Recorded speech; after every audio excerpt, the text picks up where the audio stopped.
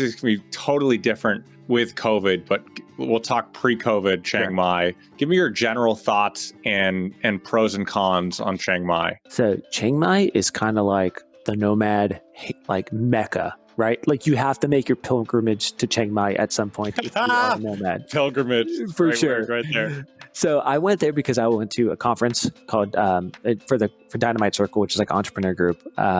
I went to a conference in Bangkok, and everyone after the conference in October migrates over to Chiang Mai, and everyone's kind of posted up there. So my take on Chiang Mai is it's great for a good chunk of the year when there's great weather. But then in Chiang Mai, starting in like February, they have burning season where the farmers around burn crops, and it becomes like cancer. Like you can't really stay there, right? So I don't think the whole year it's great, but the times it's great, it is like next level great because of the community. Right. So people gravitate towards Chiang Mai normally for a couple of reasons. Number one, cost of living. Like if I had a studio there, $400 a month. Great location, own spot, like super cheap. I know people who have $200 a month. I know people who have, $700 a month. But like for under $1,000 a month, you're getting a nice place in Chiang Mai. And all of Thailand, food's fantastic, incredibly cheap. The people are extremely friendly as well. So those are all the pros and why a lot of people go to Chiang Mai. Another thing I like about it, Cam, specifically like Thailand and Chiang Mai, is like because of what the reason I mentioned, it attracts a lot of nomads.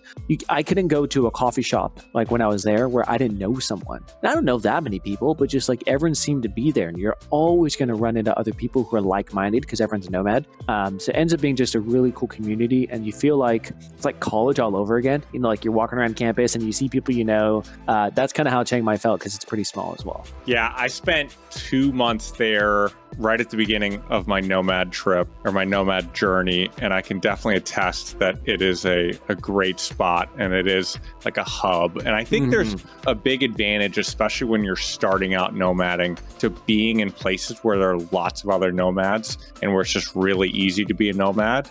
Because it's like a great way to break in. I mean, for people that go to places that aren't as popular, it's harder to meet people. It's harder to get oriented. The Wi-Fi there, obviously, is great. That's like one of the big draws, very stable. And yeah, my apartment there was $300 a month. Man. And it's tough to beat. And on the nightlife, I feel like I would describe the nightlife in Chiang Mai as, I don't know if it's like world class, but it's very fun with a lot going on, a lot of backpackers, a lot of expats, like pretty vibrant, maybe 7 nights a week. Like I feel like I remember it being pretty poppin'. So that'd be the one downside I would personally say about Chiang Mai is I don't think the nightlife was that great if you're not a backpacker. Like I had a great time there, right? Like you have friends around, you meet friends, you go out for drinks and stuff like that. But there's just one spot in Old City where there's like Zoe and all these different bars, and like it's just kind of one main drag where you could go out at nighttime, and things shut down around like midnight, maybe 1 at the latest. And it's going to be mostly backpackers who are around there as well. So nightlife, probably not that great. I'd say that's the one biggest downside in my opinion about Chiang Mai. Got it. Yeah. And for someone who's thinking about Chiang Mai, what would you recommend on the neighborhood side? Did you live in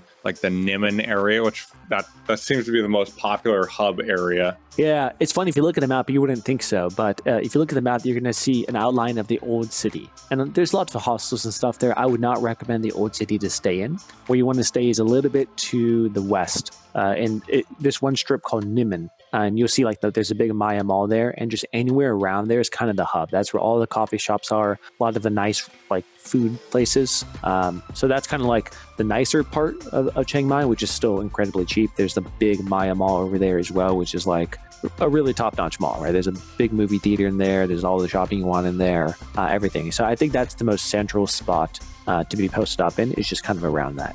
I actually know people who like big houses like a little bit further out, like in the mountains and stuff. And I'm like, this is cool. Like, this is really cool because you could just get scooters and go into town whenever you want, and you get a really massive place for not that expensive. So yeah, I think there's lots of places to live, but I would recommend west of the old city. Yeah, I ended up staying in, I think the area is called Santi Tom, which is like 7 minutes northeast of the Niman area, like 5 to 7 minutes northeast or like east, it's pretty local which is very local. But there was one apartment complex called Serene Tea where there were like, it was all expats and it was a whole crew, and we'd go out to dinner every night, and that's awesome. It was fantastic.